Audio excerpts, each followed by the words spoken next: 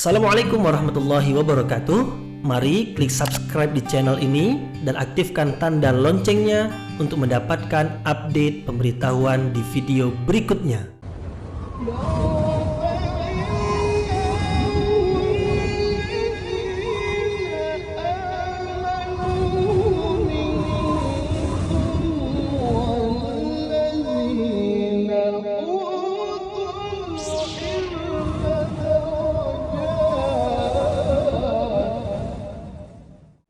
A'udzubillahiminasyaitonirrajim. Bismillahirrahmanirrahim. Assalamualaikum warahmatullahi wabarakatuh.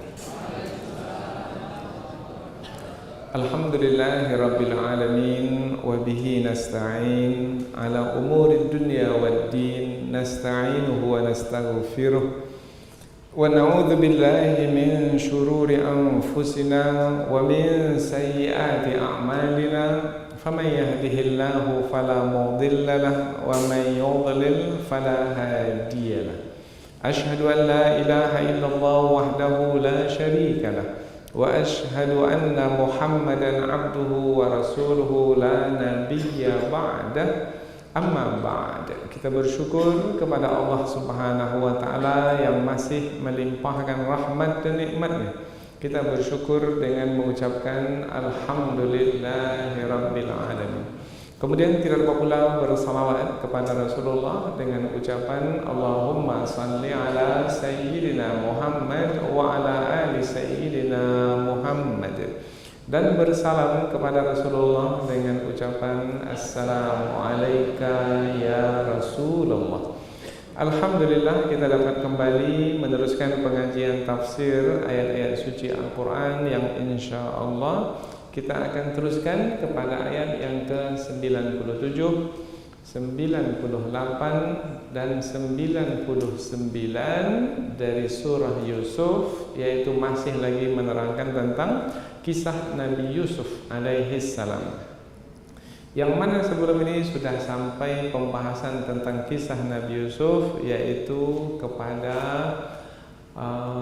pemberitahuan Nabi Yusuf kepada abang-abangnya bahwasanya dirinya adalah Yusuf.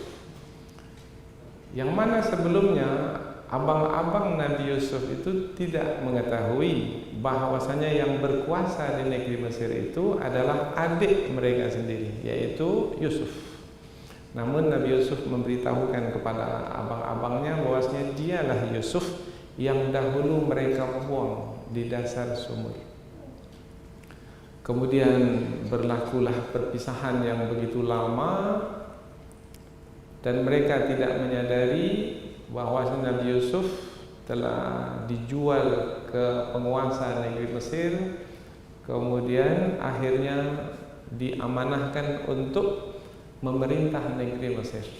Dan sudah 2 tahun berlalu, Nabi Yusuf memberikan bantuan makanan kepada abang-abangnya itu, karena mereka datang dari Palestina ke Mesir untuk mendapatkan makanan, karena negeri Palestina kemarau panjang dan mereka kekurangan makanan. Maka mereka datang ke negeri Mesir memohon belas kasihan penguasa negeri Mesir, yang mana di bawah kekuasaan Nabi Yusuf alaihi salam sejahtera, harta berlimpah ruah, karena Nabi Yusuf pandai dalam mentadbir, dalam mengatur negeri Mesir. Nah, kemudian setelah Nabi Yusuf memperkenalkan dirinya, maka Nabi Yusuf bertanya kepada abang-abangnya itu. Setelah abang-abangnya itu mengakui kesalahan mereka dan mereka malu berhadapan dengan Yusuf karena dahulu mereka telah mendengki Nabi Yusuf, menyakiti Nabi Yusuf, menganiaya Nabi Yusuf. Namun Nabi Yusuf tidak membalas keburukan dengan keburukan. Nabi Yusuf membalas keburukan dengan kebaikan, yaitu dengan memberikan bantuan cukup-cukup untuk mereka makan sepanjang tahun. Dan bukan sekali 2 kali, berkali-kali Nabi Yusuf memberikan bantuan kepada abang-abangnya itu. Bahkan ketika abang-abangnya itu meminta maaf, Nabi Yusuf segera memaafkan abang-abangnya itu, bahkan memohon pula kepada Allah supaya Allah mengampuni dosa abang-abangnya itu. Maka selepas suasana pertemuan itu, Nabi Yusuf bertanya kepada abang-abangnya tentang nasib orang tua mereka, ayah mereka. Maka diberitahu bahwasanya ayah mereka sudah tua, sudah lemah sekali, bahkan karena sudah begitu sedih berpisah lama dengan anak yang dicintai, yaitu Yusuf, sampai matanya itu tak bisa lagi melihat.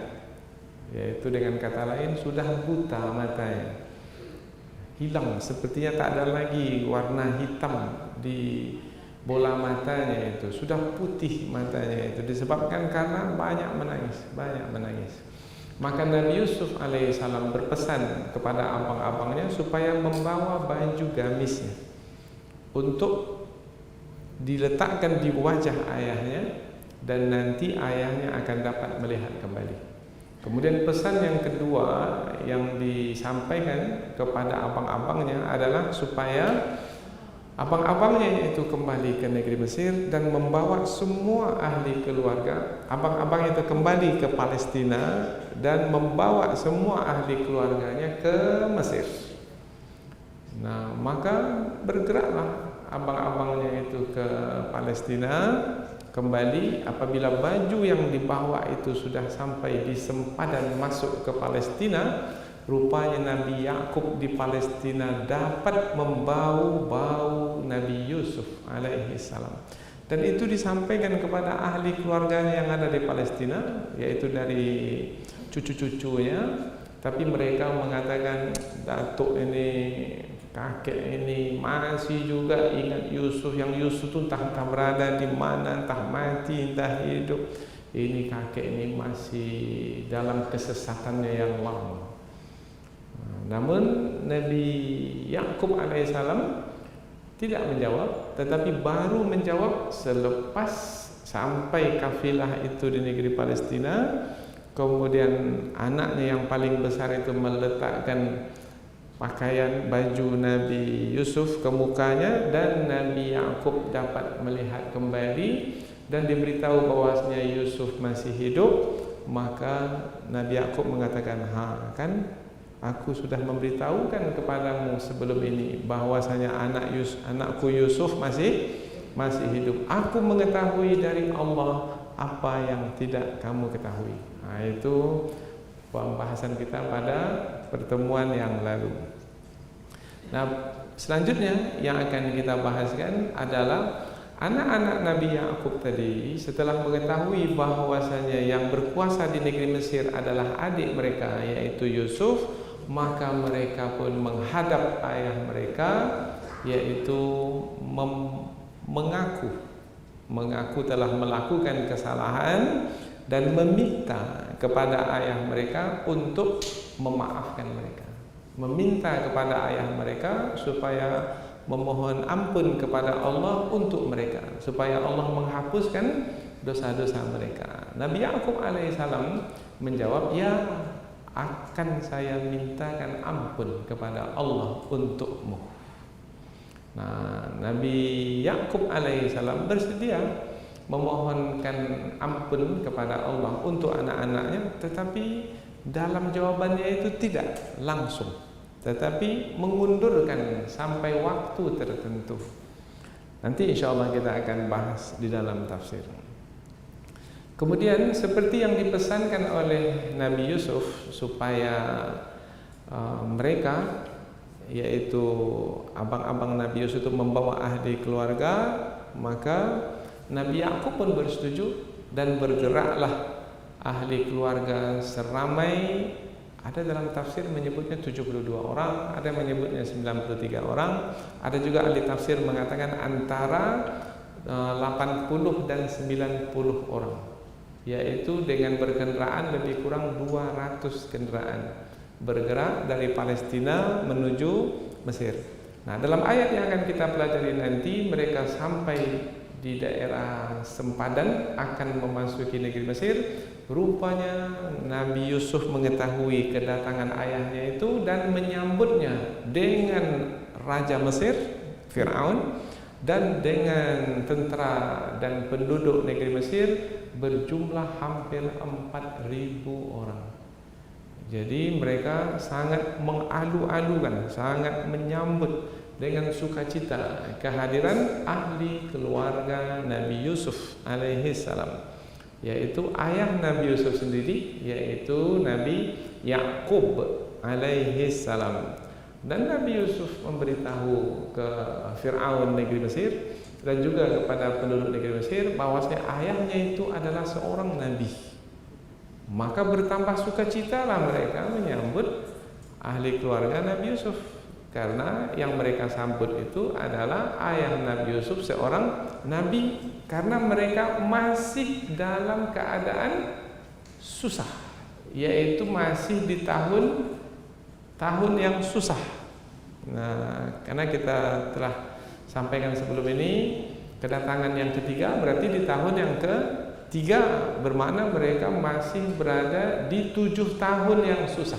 Berarti masih ada sisa 4 tahun lagi menjalani kesusahan. Nah, apabila kita berada dalam keadaan susah, kemudian datang seorang nabi yang dekat dengan Allah, yang apabila dia berdoa, doanya dikabulkan, bagaimana sambutan kita? Oh, pastilah kita dengan sukacita sekali menyambut. Mudah-mudahan nanti Nabi Yakub yang disambut itu berdoa kepada Allah, kemudian dihilangkanlah kesusahan di 4 tahun yang tersisa. Dan dalam tafsir ada disebutkan bahwasanya Nabi Yakub berdoa kepada Allah supaya diangkat kesusahan di 4 tahun yang tersisa. Akhirnya mereka tidak menjalani ke-7 tahun itu dengan sengsara, berkat doa Nabi Yakub alaihi salam. Di sinilah pentingnya doa, sehingga bisa merubah suasana yang membuat kita menjadi takut, membuat kita menjadi sengsara, membuat kita menjadi derita. Apabila doa dikabulkan, maka keadaan pun berubah. Karena sebenarnya yang menguasai alam semesta ini adalah Allah Subhanahu wa ta'ala. Maka berdoa kepada Allah, apabila Allah perkenankan, maka Allah akan menurunkan limpahan rahmat dan karunia-Nya kepada hamba-hambanya. Inilah yang akan kita pelajari, yaitu 3 ayat yang ke-97 sampai 99 dari surah Yusuf alaihi salam, tentang kisah Nabi Yusuf. Selanjutnya kita pindah ke tafsir ayat, namun sebelum itu kita akan membacanya terlebih dahulu, kemudian juga menerjemahkan supaya kita dekat dengan kandungan ayat. Allah Subhanahu wa ta'ala berfirman, A'udzubillahi minasyaitonir rajim. Bismillahirrahmanirrahim. Qalu ya abana istaghfir lana dhunubana inna kunna khati'in. Qala sawfa astaghfiru lakum rabbi innahu huwal ghafurur rahim. Falamma dakhalu ala Yusufa awa ilaihi abawaihi wa qala dukhulu Misra insya'allahu aminin. Allah berfirman, qalu, mereka berkata. Siapa mereka yang dimaksudkan? Anak-anak Nabi Yakub, yaitu 10 orang yang bersaudara itu telah pulang kembali sampai di Palestina. Mereka sudah berada di hadapan ayah mereka. Selepas mereka meletakkan baju gamis Nabi Yusuf di wajah ayah mereka kembali pulih, melihat seperti biasa. Nah, selepas itu mereka mengakui kesalahan mereka di hadapan ayah mereka dengan mengatakan, istaghfir lana dzunubana, mohonkanlah ampun bagi kami wahai ayah, kepada Allah Subhanahu wa ta'ala, supaya Allah menghapuskan dosa-dosa kami. Inna, sesungguhnya kami, kunna, sebelum ini wahai ayah, sungguh-sungguh khati'in, orang-orang yang telah melakukan kesalahan. Nah, kami betul-betul mengakui kesalahan kami. Kami telah banyak melakukan kesalahan selama ini. Maka maafkan kami wahai ayah, dan mintakan ampun kepada Allah untuk kami. Qala, maka Nabi Yakub berkata sebagai jawaban, saufa, akan, astaghfiru, aku memohon ampun, lakum, bagi kamu, Rabbi, kepada Tuhanku. Aku akan memohon ampun kepada Allah untukmu atau bagi kamu. Innahu, sesungguhnya dia, Allah, huwa, dia, Al-Ghafur, maha pengampun, Ar-Rahim, maha penyayang. Aku akan meminta ampun bagimu kepada Tuhanku, sesungguhnya dia maha pengampun lagi maha penyayang. Ayat berikutnya, falamma, maka ketika dakhalu, mereka masuk ala Yusuf, kepada Yusuf, maknanya mereka masuk negeri Mesir bertemu dengan Yusuf. Awa, Nabi Yusuf merangkul ilaihi, kepadanya, abawaihi, kedua orang tuanya. Merangkul bermakna dipeluknya lah ayahnya itu, dan kedua orang tuanya, ibunya juga. Nanti kita akan bahas dalam tafsir, karena sebelumnya sudah kita sampaikan bahwasanya ibu Nabi Yusuf sudah meninggal dunia. Lalu siapa yang dimaksudkan dengan kedua orang tua di samping ayahnya? Bibinya. Wa qala, dan Nabi Yusuf berkata, udkhulu, masuklah, Misra, ke negeri Mesir, insyaallah, jika Allah menghendaki. Insyaallah sudah masuk ke bahasa kita sebagai istilah, insyaallah, amini, dalam keadaan aman. Masuklah ke negeri Mesir, insyaallah aman selama berada di negeri Mesir. Itu disampaikan di mana itu? Di sempadan, di perbatasan. Mereka masih bergerak, berjalan jauh untuk sampai ke pusat kota negeri Mesir, yaitu di Syarqiyah, yaitu pada hari ini, yaitu lebih kurang 90 km dari kota Kairo, arah ke barat. Nah, jadi 3 ayat yang akan kita pelajari ini adalah 3 ayat yang menerangkan tentang 2 suasana. Suasana yang pertama yaitu suasana Nabi Yakub memaafkan anak-anaknya, karena anak-anaknya sudah pulang dari negeri Mesir. Mereka tahu bahwasanya penguasa negeri Mesir adalah adik mereka sendiri, maka mereka pulang mengaku di hadapan ayah mereka bahwasanya mereka telah bersalah selama ini. Maka mereka meminta maaf dan juga meminta kepada ayah mereka supaya memohon ampun kepada Allah untuk mereka. Suasana pertama yaitu antara Nabi Yakub dan anak-anaknya. Kemudian suasana yang kedua yaitu Nabi Yakub dan ahli keluarga yang lain bergerak menuju Mesir seperti yang dipesankan oleh Nabi Yusuf, supaya abang-abangnya itu membawa ahli keluarga semuanya ke negeri Mesir. Sampai di sempadan, Nabi Yusuf menyambut ayah dan ahli keluarganya, kemudian merangkul ayah dan ibunya, kemudian menyampaikan pesan bahwasanya wahai ayah, ibu, bibi, semua ahli keluarga, kamu semua di negeri Mesir aman insyaallah. Dengan kata lain, aku penguasa, maka jangan risau, jangan takut, tak akan ada siapa yang mengganggu, karena akulah yang berkuasa di negeri Mesir ini, karena aku diberi kuasa penuh oleh Fir'aun negeri Mesir ini.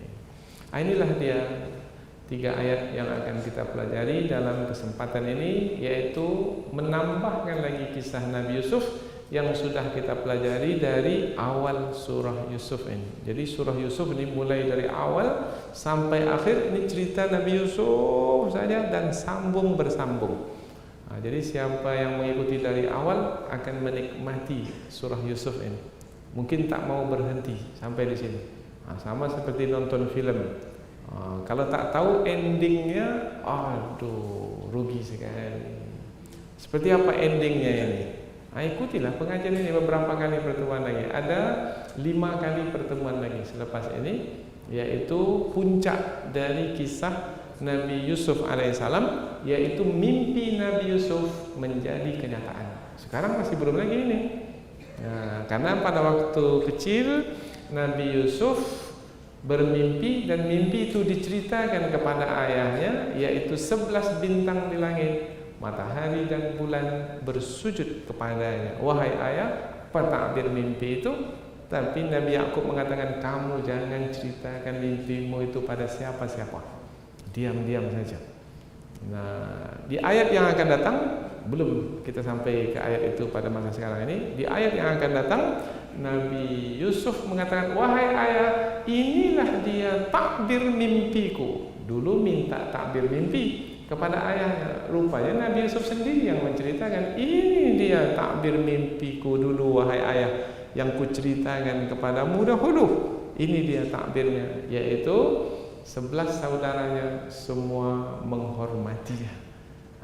Ini kisahnya ini adalah selepas mereka terus bergerak dari sempadan menuju istana, dan di istana nanti Nabi Yusuf meletakkan ayah dan ibunya itu duduk di atas singgasana, mempersilahkan ayah dan ibunya itu tinggi dari yang lainnya sebagai penghormatan seorang anak kepada kedua orang tuanya. Wah, suasana hati luar biasa. Kalau kita lah umpamanya dipersilahkan oleh anak kita untuk duduk di sebagai apa kita? Sebagai presiden, ya, sebagai gubernur. Nah, didudukkan kita di kursi kehormatan, masya Allah, alangkah terharu bahagia ketika itu.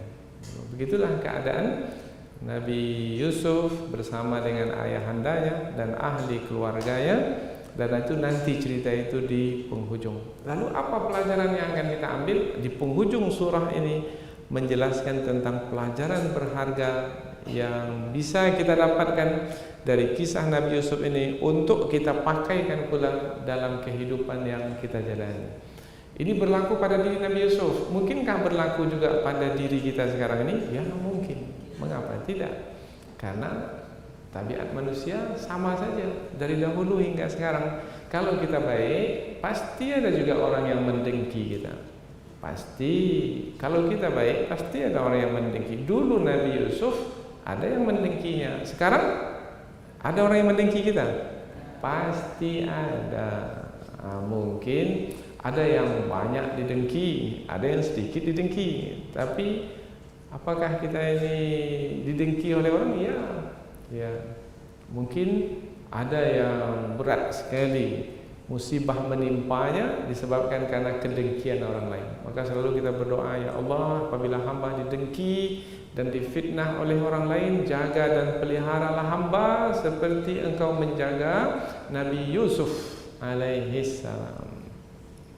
Baik, kita pindah ke tafsir ayat, yaitu penjelasan yang lebih panjang dari ayat. Tujuannya adalah supaya kita dekat dengan kandungan ayat. Tadi baru terjemahan dan tafsir ringkas. Rasanya kita tak puas kalau hanya dalam hitungan beberapa menit saja kita menggali kandungan ayat-ayat Al-Quran. Kita mau lebih lama membahaskan ayat Al-Quran ini supaya kita larut atau tenggelam, hanyut di dalam firman Allah yang suci dan mulia ini.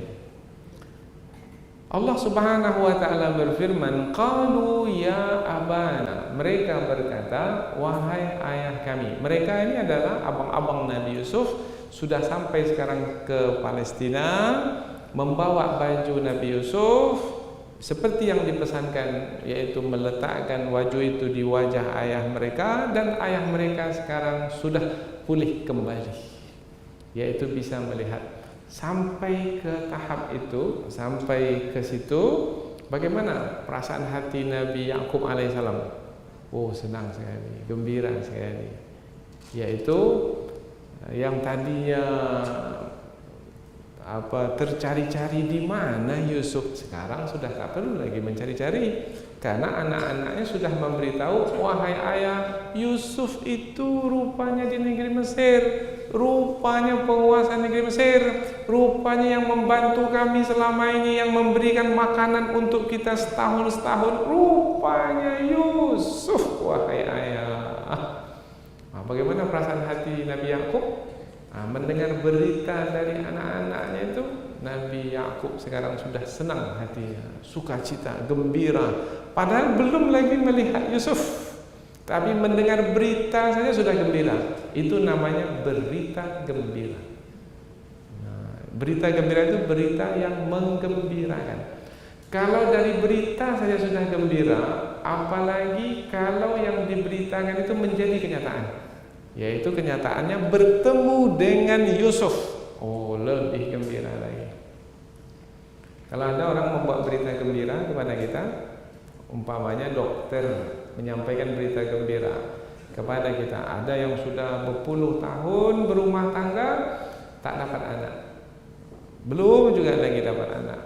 Kemudian satu ketika memeriksakan dirinya ke dokter, kata dokter kepada suami istri itu, berita gembira untuk kamu berdua.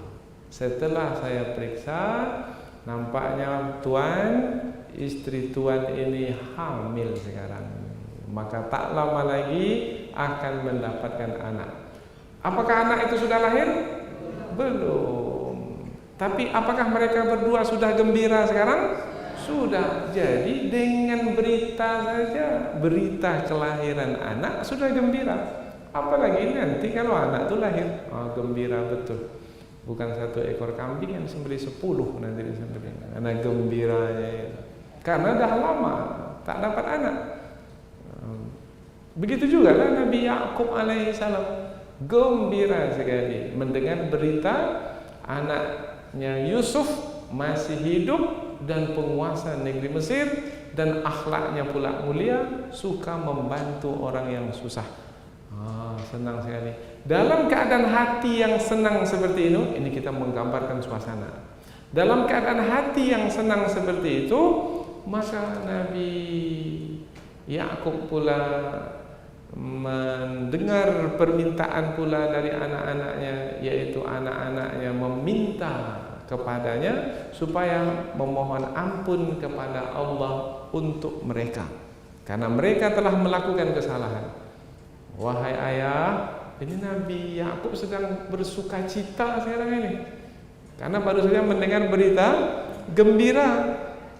Nah, sekarang pula anak-anak pula mengatakan, wahai ayah, selama ini kami mengakui kesalahan, telah melakukan kesalahan, dan sekarang kami mengakui kesalahan kami. Kami mengakui kesalahan kami karena kami melakukannya dengan sengaja, wahai ayah. Di sini ada kata inna kunna khati'in. Khati'in isim fa'il. Isim fa'il dalam bentuk seperti ini, ulama tafsir menjelaskan bahwasanya yang bersalah ini bersalah dengan sengaja.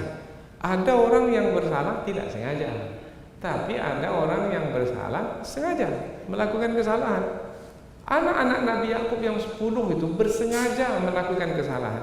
Mereka merencanakan untuk menghilangkan dan menjauhkan Nabi Yusuf dari ahli keluarga. Bukan mereka tidak sengaja, tidak. Mereka betul-betul merencanakan untuk membuang Nabi Yusuf. Kira-kira lah kalau ada orang yang bersalah kepada kita dengan sengaja, apakah mudah bagi kita untuk memaafkannya? Oh, enggak, susah. Kalau mereka yang bersalah kepada kita tidak sengaja, mudah bagi kita memaafkan. Tapi kalau bersalah dengan sengaja dan kesalahannya itu besar pula, yaitu memisahkan kita dari jantung hati kita. Oh, ini jantung hati ini.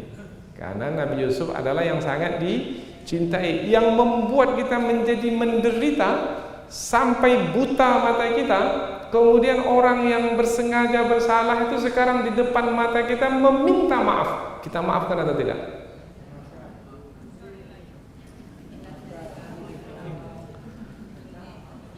Tadi gembira sekali dapat berita Yusuf. Nah, berita Yusuf ini menggembirakan. Sekarang dari anak ini pula mereka mengakui kesalahan dan meminta ampun, meminta kepada Nabi Yakub supaya memohon ampun kepada Allah untuk mereka. Ini anak-anak ini memindahkan suasana yang tadi gembira sehingga Nabi Yakub mengingat kembali peristiwa yang menyedihkan karena anak ini cerita tentang diri mereka yang telah memisahkan Nabi Yusuf dari ayah mereka. Maka Nabi Yakub mengatakan, ini ayat berikutnya, nanti sajalah saya akan mohonkan ampun kepada Allah untuk kamu. Sekarang tak. Sekarang ini saya mau bersukacita dengan berita gembira yang saya terima ini. Oh, itu dia sebabnya mengapa Nabi Yakub mengundurkan permohonan maaf kepada Allah untuk anak-anak mereka. Ini salah satu dari tafsir para ulama. Jadi mengapa Nabi Yakub mengundurkan permohonan maaf, memohon maaf ampun kepada Allah Subhanahu wa taala untuk anak-anaknya? Karena Nabi Yakub alaihissalam sedang bersukacita dengan berita bahwasanya anaknya Yusuf masih hidup. Nah, qalu ya abana, wahai ayah kami, istaghfir lana dzunubana, ampunilah ya Allah, ya wahai ayah kami, mohon ampunlah kepada Allah untuk kami supaya Allah mengampuni dosa-dosa kami. Inna kunna khatiin, sesungguhnya kami ini betul-betul dalam melakukan kesalahan sebelum ini bersengaja, tapi sekarang ini kami bersungguh-sungguh memohon maaf kepadamu wahai ayah dan mintakan ampun kepada Allah. Kalau tidak wahai ayah, kami ini akan celaka wahai ayah. Oh, bermakna mereka sungguh-sungguh. Dari mana kita ketahui mereka sungguh-sungguh memohon maaf kepada ayahanda mereka, Nabi Yakub? Dari kata inna kunna, inna sesungguhnya kami, kunna adalah kami sebelum ini, khatiin menggunakan isim fa'il, menerangkan bahwasanya mereka sekarang sungguh-sungguh memohon belas kasihan ayah mereka untuk memaafkan mereka, karena mereka tahu kalau ayah mereka tidak memaafkan, apa yang akan mereka tanggung? Siksaan dari Allah. Karena siapa yang melakukan kesalahan akan menerima hukuman. Faman ya'mal mithqala dzarratin syarran yara, barang siapa yang melakukan kejahatan sekecil apapun, dia akan mendapatkan balasannya. Kalau kesalahan kecil dibalas, apalagi kesalahan besar bagaimana akan menanggungnya? Membuat ayah mereka menderita selama 22 tahun. Itu kesalahan kecil atau kesalahan besar itu?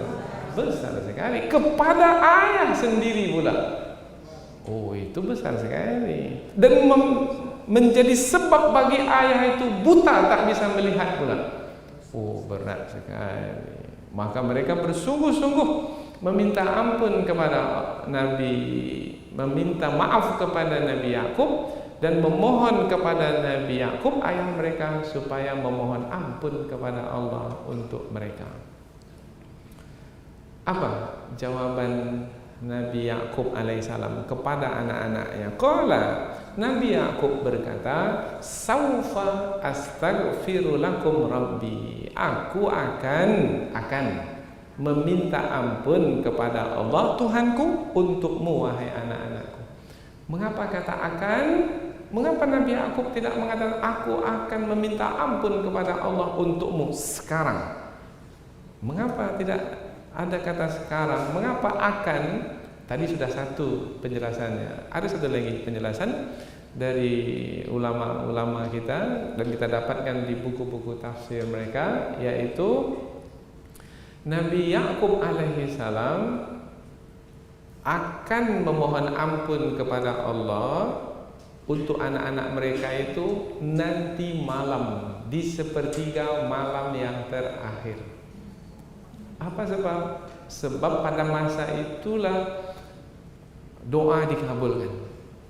Artinya doa mustajab, yaitu doa yang dipohonkan ketika di sepertiga malam yang terakhir. Karena Allah turun ke langit dunia, kemudian Allah menanti dari hamba-hambanya yang bangun di sepertiga malam yang terakhir. Hal min mustaghfirin fa'aghfirulah. Ada tidak yang memohon ampun? Aku akan ampuni. Hal min taibin fa'atubu ilaih. Ada tidak yang bertaubat? Aku akan terima taubatnya. Hal min sa'ilin fayu'tasu'luh. Ada tidak yang meminta kepadaku? Aku akan beri. Ini firman Allah di sepertiga malam yang terakhir. Maka Nabi Yakub mengundurkan permohonan ampun itu kepada Allah sampai sepertiga malam terakhir. Tujuannya untuk apa?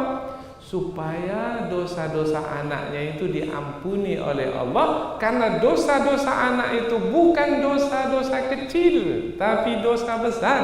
Bukan dosa yang dilakukan tanpa sengaja, tapi dilakukan dengan berencana. Maka Nabi Yakub tahu, ini tak bisa di sembarang waktu ini.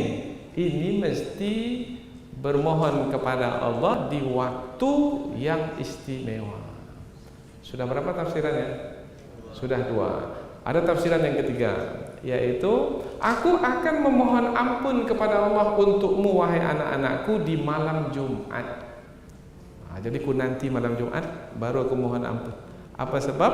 Sebab malam Jumat malam diperkenankan doa itu, mustajab doa apabila dipanjatkan di malam Jumat. Ada dalam tafsir penjelasan seperti ini. Ada lagi satu penjelasan tafsir. Makna ayat ini bukan bermakna Nabi Yakub itu barulah di malam Jumat baru bermohon. Tidak. Baru di sepertiga malam yang terakhir baru bermohon. Tidak. Maknanya adalah, wahai anakku, aku bermohon kepada Allah sekarang dan akan berterusan memohon kepada Allah supaya dosa-dosamu diampuni. Karena dosamu ini dosa besar dan kamu berdosa lama, maka aku pun memohon ampun kepada Allah berterusan. Jadi makna saufa di situ menerangkan makna Nabi Yakub itu bermohon sekarang dan berterusan akan terus memohon. Sampai kapan? Sampai Allah memberitahu bahwasanya dosa-dosa anaknya itu telah diampuni. Maka ada di antara ulama tafsir menyebutkan baru dosa anak itu diampuni selepas berjalan 20 tahun lebih permohonan ampun itu. Itu dalam tafsir ada disebutkan begitu. Karena dosanya bukan kecil, besar. Karena akibat dari perbuatan mereka dahulu membuang Nabi Yusuf ke dasar sumur, berapa lama ayahandanya menanggung derita? 22 tahun terpisah dengan anak yang dicintai. Maka berfikirlah melakukan dosa. Karena setiap melakukan dosa bukan berakhir selesai melakukan dosa, selesai sudah sampai di situ, tidak. Akan ada berikutnya, yaitu hukuman, siksaan. Kalau tidaklah memohon ampun kepada Allah, maka akan menjalani siksaan. Besar dosa, besar siksa. Lama berdosa, lama disiksa. Terlalu besar dosa, hukumannya dibinasakan, dicelakakan. Fa'ahlaknahum, kami binasakan mereka bidzunubihim. Bi itu ba'us sababiyah. Sebab apa sebab kami binasakan mereka? Bidzunubihim, disebabkan karena dosa-dosa mereka. Itu sebabnya kita selalu minta ampun kepada Allah, supaya Allah tidak menghukum kita. Maka doa kita, Rabbana, ya Allah ampunilah dosa kami. Rabbana ighfir lana, mohonkan ampun kepada kami ya Allah, dan juga kepada wali-walidina, kepada kedua orang tua kami. In akhtana au nasina, kami sengaja melakukan dosa atau kami terlupa, tak sengaja kami melakukan, kami memohon ampun kepadamu ya Allah. In nasina au akhtana, kita minta kepada Allah supaya Allah mengampuni dosa-dosa kita. Siapa di antara kita yang tak berdosa? Tak ada yang tak berdosa. Hanya Nabi dan Rasul yang tak berdosa. Kita manusia biasa pasti melakukan dosa.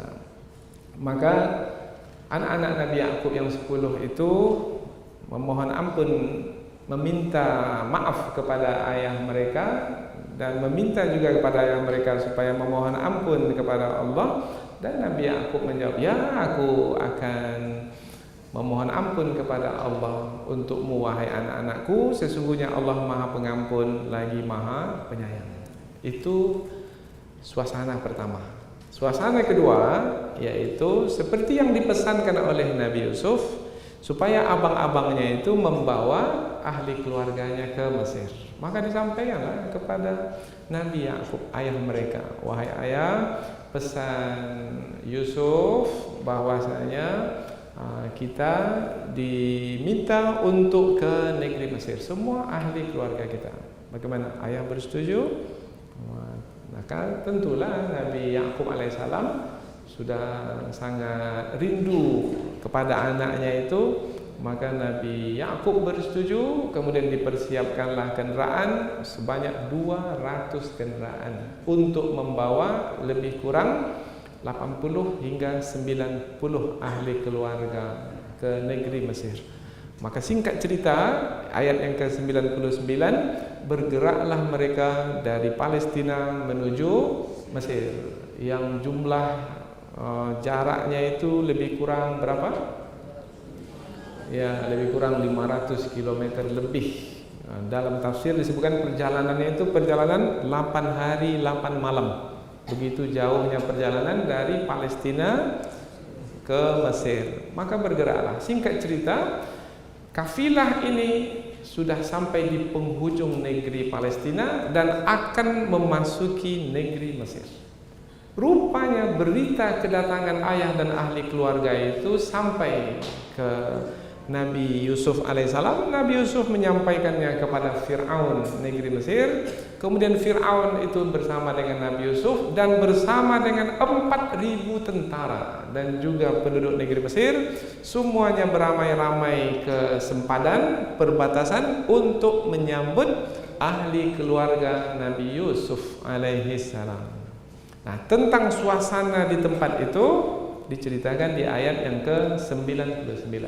Falamma, maka ketika bermakna menerangkan suatu peristiwa telah terjadi pada masa dahulu. Allah ceritakan kembali dalam ayat ini untuk dijadikan pelajaran. Karena apa yang berlaku pada masa dahulu kemudian diceritakan kembali, apabila Allah menceritakannya ada pelajaran. Pelajaran apa yang akan kita dapatkan? Kita lihat.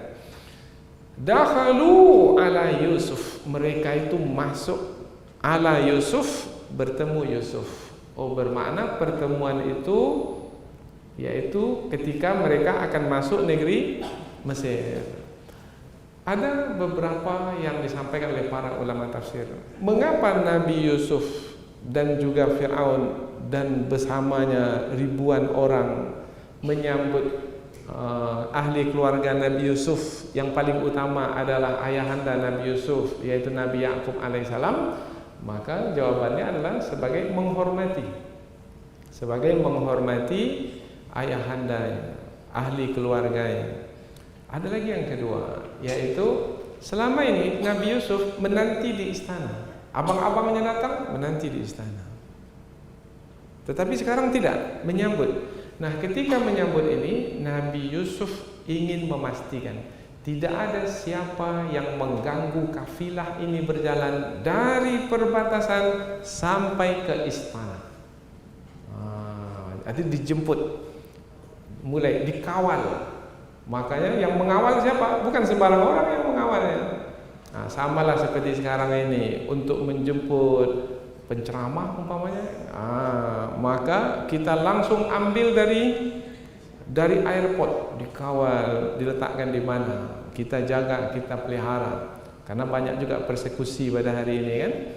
Nah, pada masa dahulu juga ada banyak qutta'ut tariq, yaitu ada yang menghalang dalam perjalanan. Apalagi orang luar datang, orang Palestina, maka boleh jadi perampok-perampok yang ada di padang pasir itu akan mengganggu perjalanan mereka untuk sampai ke tengah negeri, sampai ke tempat Nabi Yusuf alaihissalam menjalankan pemerintahan, yaitu di pusat kota. Maka Nabi Yusuf tidak ingin yang buruk itu berlaku pada ayahnya dan adik keluarganya, maka menyambut sampai ke perbatasan. Ini adalah akhlak mulia. Jadi kita kalau ada tamu datang, jangan tunggu dalam rumah saja. Sambut tamu itu, yaitu sampai depan pintu. Kalau bisa sampai di tepi pagar. Sampai tepi pagar. Pak, kami sudah OTW sekarang. OTW itu apa? Dalam perjalanan.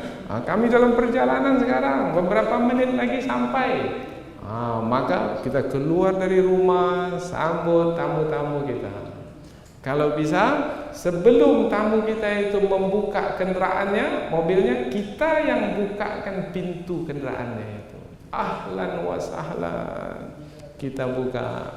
Sama seperti kita diperlakukan ketika kita umpamanya singgah di hotel bintang 5 umpamanya. Cobalah sekali-sekali. Tapi tak pernah pula menginap di hotel bintang 5. Nah, tapi cobalah lihat. Ketika kita menginap di hotel bintang 5, berhenti saja kendaraan kita itu di depan hotel itu, maka keluarlah penjaganya membukakan pintu. Selamat datang Pak, selamat pagi. Ada yang bisa saya bantu? Subhanallah.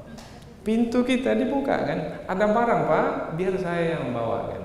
Silakan Pak, istirahat di lobi hotel. Itu namanya menyambut, memuliakan tamu.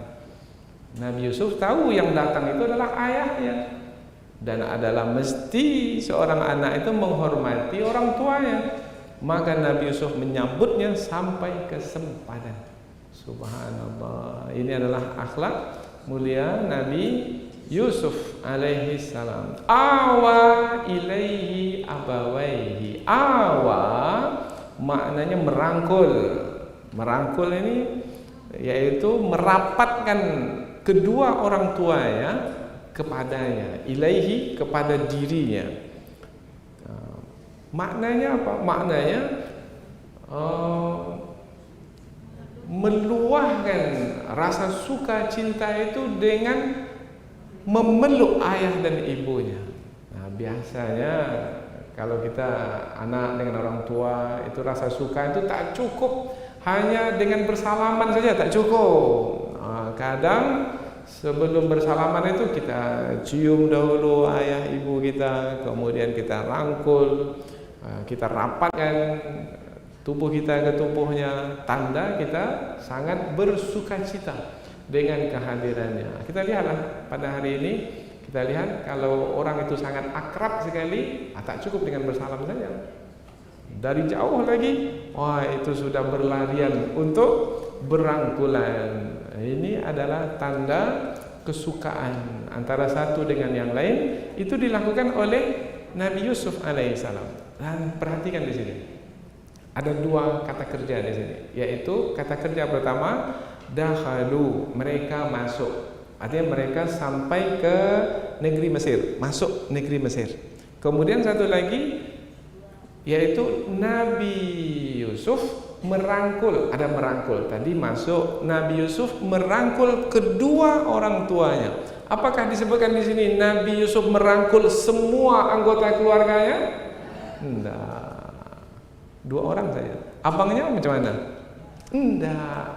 Oh, rupanya di sini perlakuan terhadap orang yang paling dicintai itu berbeda dengan orang biasa lainnya. Untuk orang yang sangat dicintai, tak cukup dengan bersalaman, dengan berangkulan. Tapi yang biasa lainnya, cukuplah hormat biasa saja. Nah, maka Nabi Yusuf alaihissalam memperlakukan kedua orang tuanya lebih istimewa berbanding dengan ahli keluarganya yang lain. Maka sangat senanglah kedua orang tuanya. Kedua orang tuanya siapa? Ulama tafsir berbeda pendapat. Ada yang mengatakan ayahnya dan bibinya, karena ibu Nabi Yusuf alaihissalam sudah meninggal dunia ketika selepas saja melahirkan adiknya Bunyamin. Belum lagi habis masa nifasnya, ibu sudah meninggal dunia. Jadi yang dimaksudkan dengan kedua orang tua itu ayah dan bibi. Tapi ada pula di antara ulama tafsir seperti Imam Ibnu Jarir At-Tabari menyebutkan bahwasanya yang dimaksudkan dengan kedua orang tua ya ayah dan ibu Nabi Yusuf. Karena tidak ada yang menyebutkan bahwasanya ibu Nabi Yusuf sudah meninggal dunia, itu tidak ada. Karena tidak ada, maka difahami makna kedua orang tua di sini adalah ayah dan ibu kandung Nabi Yusuf alaihi salam. Kita tak maulah sampai kepada yang terperinci, tapi yang jelas yang penting adalah Nabi Yusuf merangkul kedua orang tuanya sebagai tanda penghormatan kepada dua orang yang sangat dimuliakan. Waqala, dan Nabi Yusuf berkata, sekarang sudah suasana yang gembira itu sudah didapatkan, yang tadi sudah lama terpisah menyatu kembali. Ada cerita juga di dalam buku-buku tafsir, yaitu Nabi Yusuf alaihi salam disambut oleh ayahnya dengan salam dari ayahnya. Jadi ayahnya yang mengucapkan salam terlebih dahulu kepada Nabi Yusuf alaihi salam. Assalamu alayka ya mudhibal ahzan. Wahai anakku Yusuf, keselamatan atasmu sebagai yang telah menghilangkan kesedihan selama ini. Salamnya istimewa ya. Ya, karena dibawa kepada suasana hati. Aku sudah bersedih kehilanganmu wahai anakku 22 tahun lamanya. Abang-abang mengatakan kamu telah dimakan oleh serigala, tapi keyakinanku menyatakan engkau masih hidup. Dan aku bersedih atas perpisahan selama ini. Dan sekarang keselamatan atasmu wahai anakku yang telah menghilangkan semua kesedihanku. Apa jawaban Nabi Yusuf alaihissalam? Nabi Yusuf menjawab, wahai ayah, bukankah ayah percaya bahwasanya kita ada hari akhirat yang akan mengumpulkan kita? Memanglah wahai ayah, kita terpisah di dunia ini. Andai kan terpisah pun kita sampai mati, ada di antara kita yang mati lebih dahulu, kemudian kita tak bertemu di dunia ini, bukankah nanti di hari akhirat itu akan mengumpulkan kita kembali? Apa jawaban Nabi Yakub alaihissalam? Wahai anakku, yang aku khawatirkan bukan pertemuan di hari akhirat itu pasti, tetapi yang aku khawatirkan, apakah kamu tetap dalam ketaatan menjalankan agama, karena itu sebab yang akan membuat kita berkumpul nanti. Karena aku khawatir kalau kamu tidak menjalankan agama, maka itulah yang memisahkan kita untuk berkumpul kembali nanti di hari akhirat. Jadi orang yang berilmu itu apabila memahami hidup ini, memahaminya dengan sangat terperinci sekali. Macam mana? Seperti itu kita hidup. InsyaAllah Bapak akan bertemu kembali dengan ibu yang telah meninggal dunia ini di akhirat kelak. Mudah-mudahan begitulah Ustaz. Begitu aja dia. Tapi sebenarnya entah iya entah tidak Ustaz. Karena kalau dengan amal saya seperti ini tak mungkin rasanya. Berarti tahu diri. Ya, dengan amal kita lah. Kemudian apabila kita beramal banyak, dimasukkan dalam kumpulan orang-orang yang dirahmati oleh Allah, yang diberi ampunan oleh Allah, yang diridhai oleh Allah, maka nanti akan dikumpulkan kembali. Meskipun terpisah di dunia ini, nanti di akhirat akan dikumpulkan kembali. Tapi kira-kira saya layak tidak ya untuk dikumpulkan kembali? Tapi kita berdoa, bermohon kepada Allah, mudah-mudahan Allah istiqomahkan kita dalam agama yang mulia ini. Allah tetapkan pendirian sehingga meninggal dunia tetap dalam keadaan beriman, sehingga apabila berpisah di dunia ini perpisahan yang sementara, karena nanti akan dikumpulkan kembali bersama dengan orang-orang yang kita cintai. Terhiburlah diri. Jangan sedih Bu, karena ibu ini selalu ingat suami yang telah meninggal dunia. Nah, sudah berpisah dah 10 tahun Ustaz. Tak bisa saya melupakannya. Jangan sedih Bu, insya Allah sebentar lagi ibu akan berkumpul kembali dengan suami. Amin ya Rabb. Perkenankanlah ya Allah. Nah, tapi ada lagi satu tafsiran. Allahu Akbar. Ini tafsiran seperti ini luar biasa. Yaitu ada yang menyatakan tadi yang disebut kedua orang tua itu adalah ayah dan bibi, karena ayah masih hidup, bibi karena ibu kandung sudah meninggal dunia. Maka yang dimaksudkan dengan kedua orang tua itu adalah bibi. Biasa kita terima. Yang kedua, ada yang mengatakan bahwasanya ayah dan ibu kandung Nabi Yusuf, karena kedua-duanya tak ada cerita bahwasanya ibu itu telah meninggal dunia. Jadi kalau bertemu, itu biasa. Tapi yang ketiga ini ada disebutkan dalam tafsir, yaitu ibu Nabi Yusuf itu sudah meninggal dunia. Namun untuk peristiwa itu Allah hidupkan kembali ibunya itu untuk bertemu dengan anaknya sebagai membenarkan mimpinya. Karena Nabi Yusuf bermimpi ada 11 bintang di langit, matahari dan bulan itu maknanya adalah matahari ayahnya, bulan adalah ibunya. Jadi bukan bibinya, ibunya. Sebagai apa? Memperkenankan permohonan Nabi Yusuf, mengabulkan dan menjadikan kenyataan mimpi Nabi Yusuf alaihi salam. Susahkah bagi Allah untuk mewujudkan itu? Dan sudah berlaku sebelumnya pada diri Nabi Yakub, yang sampai kita bahaskan juga tentang serigala yang tadinya bangkai ditanya oleh Nabi Yakub, apakah kamu yang menerkam anakku Yusuf? Allah takdirkan serigala yang berupa bangkai itu hidup dan menjawab pertanyaan Nabi Yakub, tidak, bukan aku yang menerkamnya. Mati lagi ya serigala. Begitulah. Ada dalam tafsiran ada disebutkan ini untuk menerangkan peristiwa yang luar biasa. Apakah mustahil peristiwa yang luar biasa itu berlaku? Tak ada yang mustahil kalau yang memberlakukannya adalah Allah Subhanahu wa taala. Tapi ini kita akhirkan penjelasan ini karena mungkin kita lebih selesa dengan nyaman dengan penjelasan yang awal tadi. Kemudian Nabi Yusuf mengatakan kepada ahli keluarganya, udkhulu Misra, sekarang masuklah negeri Mesir. Selama berada di negeri ini, mulai dari sempadan ini sampai berapa lama berada di negeri Mesir ini, insya Allah jika Allah menghendaki. Dari lidah Nabi Yusuf, meskipun seorang penguasa, tak pernah luput, tak pernah lepas, tak pernah lupa dari mengingat Allah. Kadang-kadang orang ini kalau sudah berkuasa lupa dia Allah Ta'ala. Aku yang berkuasa wahai ayah, aku jamin ayah akan aman di negeri ini. Itu sombong namanya. Nabi Yusuf tak seperti itu. Insya Allah jika Allah menghendaki wahai ayah dan ahli keluarga selama berada di negeri Mesir ini, aminin, dalam keadaan aman.